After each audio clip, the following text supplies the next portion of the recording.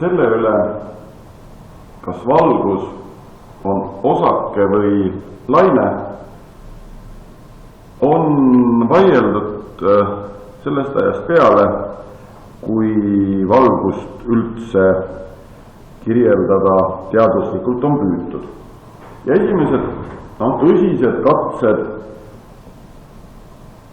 valgust teaduslikult kirjeldada tehti juba 18. sajandil.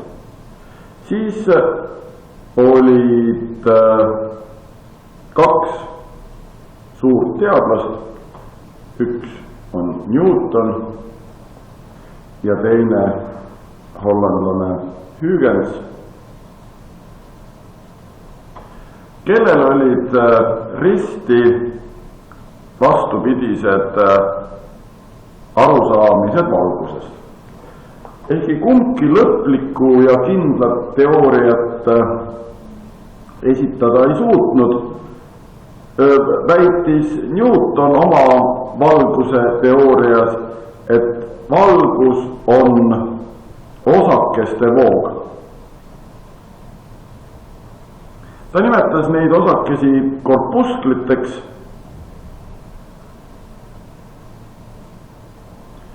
ja kirjeldas siis kõiki tolleks ajaks tuntud valgusega seotud nähtusi, nagu siis liiguksid need erilised valgusosakesed korpusklid. Samal ajal kui hollandlane Huygens oma teoorias väidab, et valgus on laine ja see laine levib erilises keskkonnas, mis on siis igal pool ja seda keskkonda nimetati siis eetriks.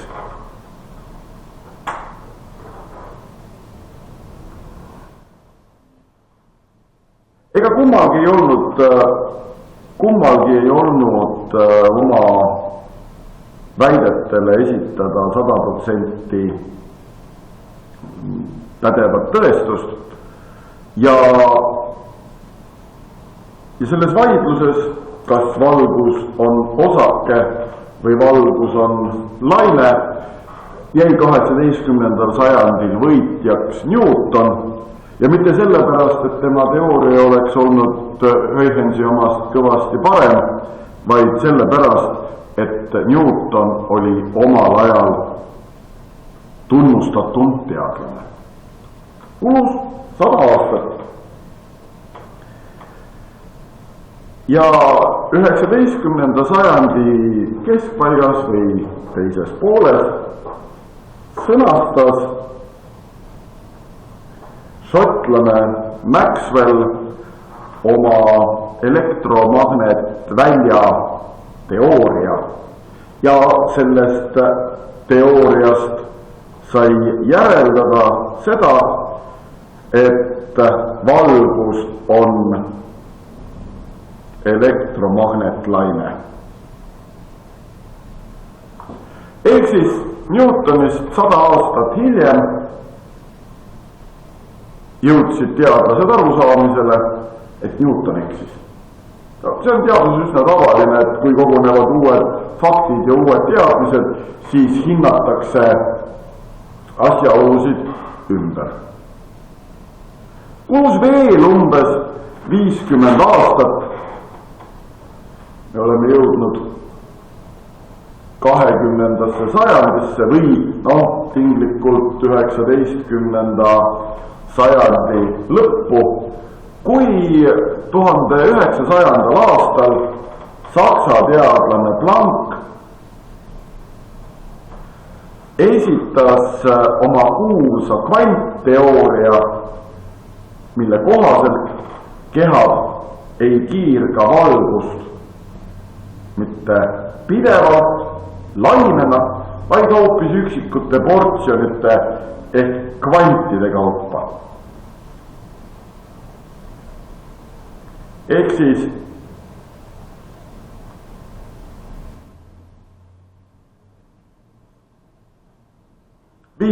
aastat peale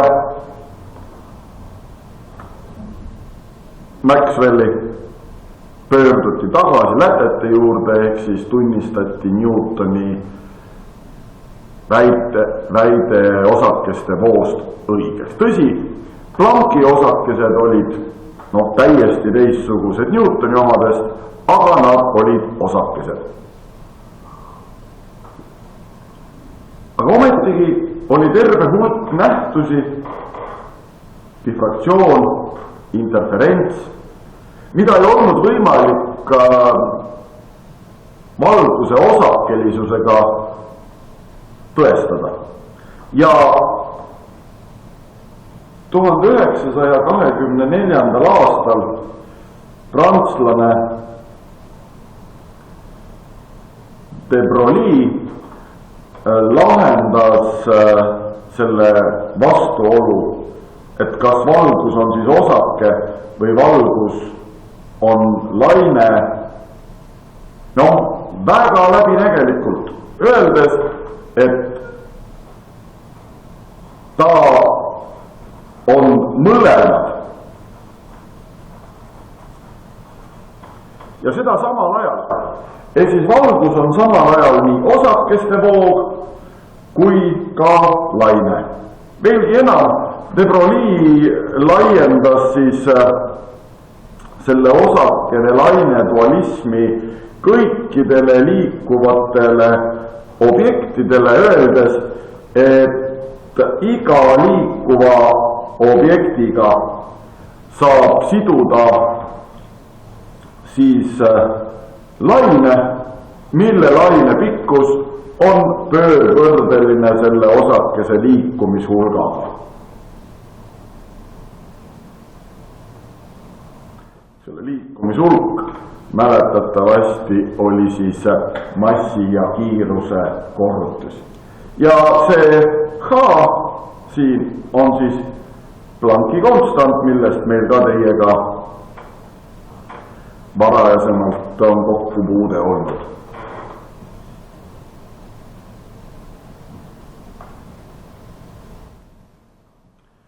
Nii et mitte ainult valgus ei ole samal ajal osake ja laine, vaid kõik liikuvad objektid on samal ajal nii osakesed kui lained. Selle de Broglie laine, mida tuntakse ka tõenäosuse või mateeria laine nime all, juures on üks tähelepanuväärne asi. Nimelt, kui me nüüd paneme siia sellesse valemisse selle liikumishulga asemele tema avaldise, siis me jõuame üsna ehmatavale järeldusele, et valgusel peab olema mass. Tegelikult samale järeldusele jõudis ju mõned aastad varem ka Albert Einstein, kes väitis, et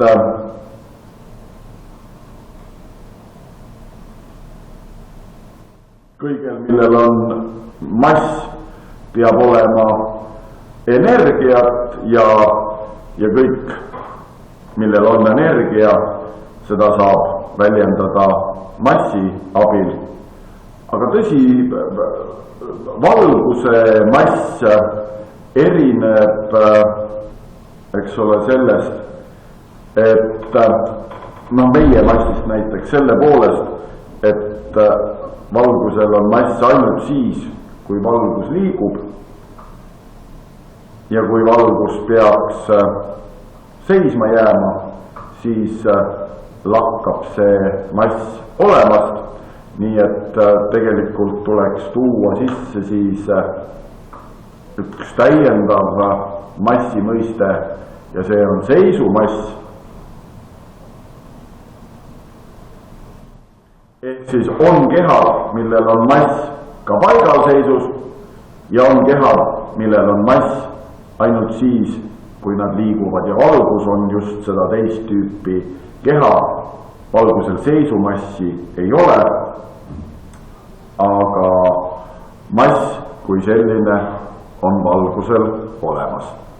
Aga nüüd on siis sobiv hetk asuda lahendama esimest näidisülesannet, kus me püüame selgeks teha,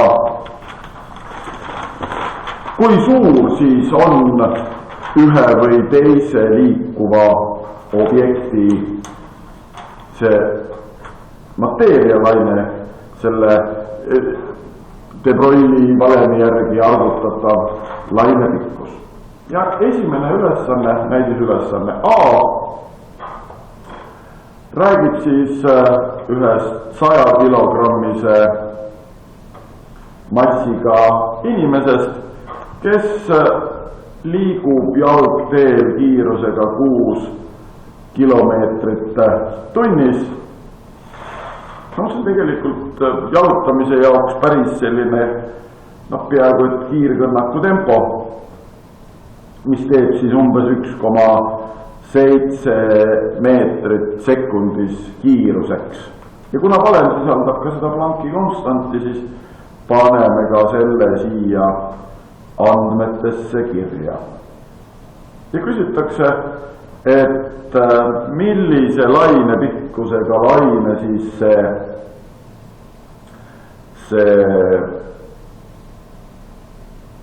100 kilogrammine inimene kõndides tekitab. Valem ütleb, et laine pikkus on pöördvõrdeline liikumishulgaga ja et liikumishulk Newtoni kohaselt oli massi ja kiiruse korrutis, siis eks ole, saame panna kirja avaldise selle de Broglie lainepikkuse leidmiseks ja tegelikult selle valemi võiks kirjutada juurde ka siis valemite lehele, et vajadusel siis teinekord kohe seda kasutada. Ja kui nüüd panna siis arvu tasemele 6,6 korda 10 astmes miinus 34 jagatud 100 jagatud 1,7-ga, saame vastuseks ligikaudu 4 korda 10 astmes miinus 36 meetrit. No küllap tajute, et seda on väga vähe.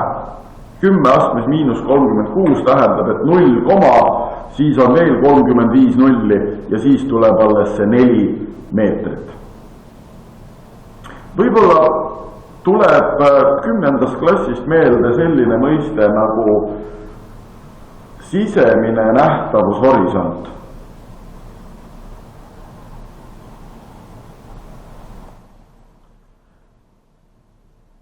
See oli siis kõige väiksem objekt,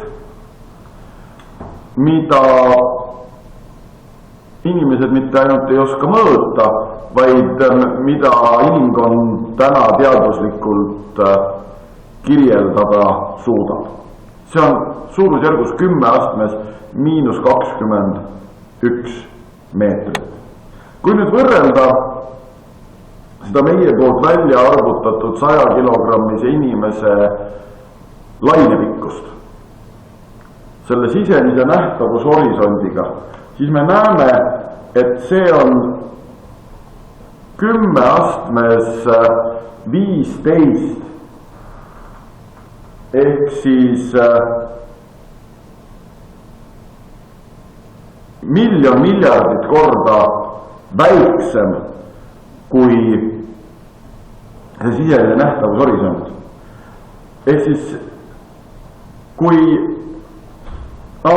inimese mõõtu objekte hinnatakse siis on ju 10 astmes 0 ehk 1 meetri suurusjärku, siis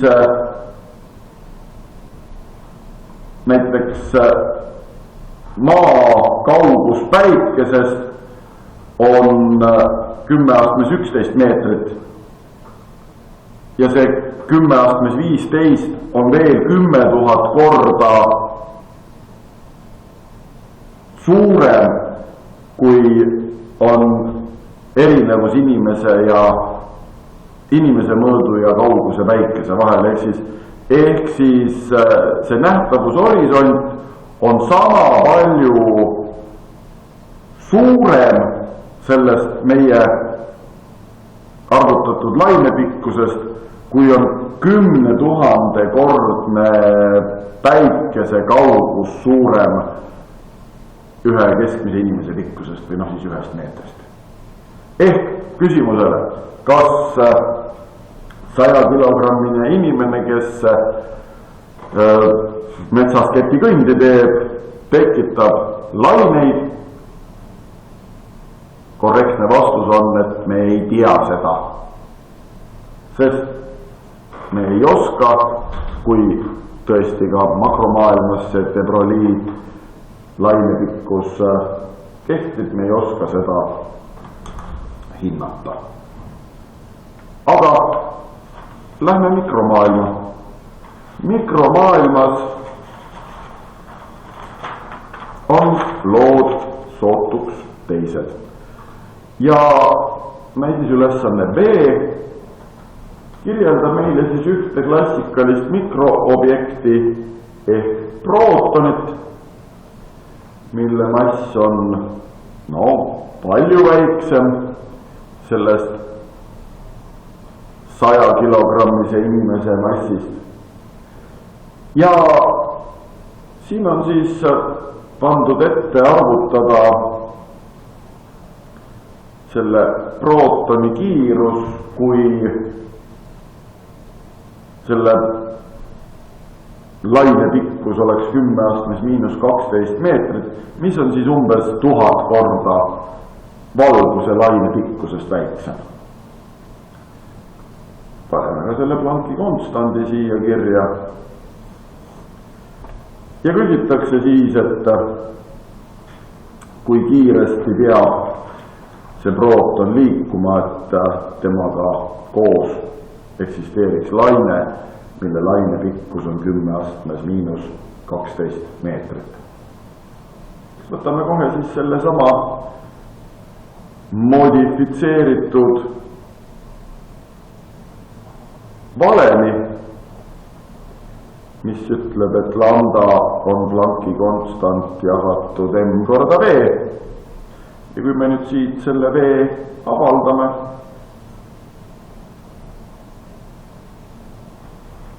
siis see on, eks ole, h jagatud m korda lambdaga. Pannes arvu tasemele, siis saame kiiruseks 400 000 meetrit sekundis, ehk siis teiste sõnadega 400 kilomeetrit sekundis. Ja meile, hiigelsuurtele objektidele võib tunduda see kiirus küll väga suurena. See on vähemalt 10 korda kiirem, kui on kõige kiiremini lendav inimeste poolt valmistatud rakett. Aga mikromaailmas on tegemist siis, eks ole, suhteliselt aeglase kiirusega ja see 10 astmes miinus 12 meetrit on tänapäevaste vahenditega täiesti mõõdetav lainepikkus.